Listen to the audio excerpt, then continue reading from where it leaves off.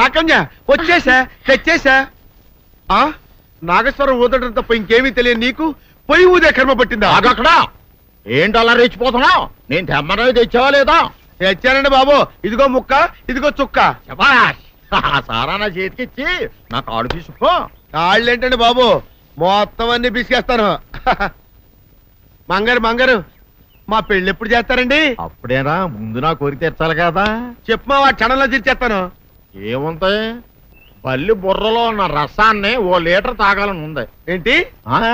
ఎద్దు కన్ను, దున్నపోతు గుండె, గుర్రం నాలక ఇవన్నీ తీసుకొచ్చి శనికాల మీద వేసి రంగరించి ఉప్పు కారం జల్లి కటకముక్క మాంసం తీసుకొచ్చి దీంట్లో కలిపి ఉడికించి బటన్ అదేంటమ్మా తిమింగలం మాంసం, అదే తిమింగలం పాలతో చేసిన పాయసంతో కలిపి తింటా నా సామి రంగా.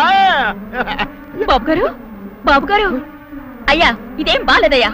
ఏంటా నువ్వు అనేది? ఈ బుల్లోని మరీ అంత ఏపుతుండే ఏం బాలేదు. ఏంటే ఆయన చూసిన తర్వాత నీ మనసు దిల్కుష్ అయిపోయిందా? అవునయ్యా, ఆ బుల్లోని ఏడిపించింది చాలు గాని మా ఇద్దరికి ముడిట్టే.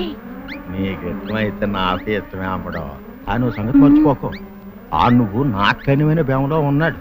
నీ పెళ్లి అయ్యాక కొంతకాలం సంసారం అయ్యేదాకా అదే బేమలో ఉంచాలి.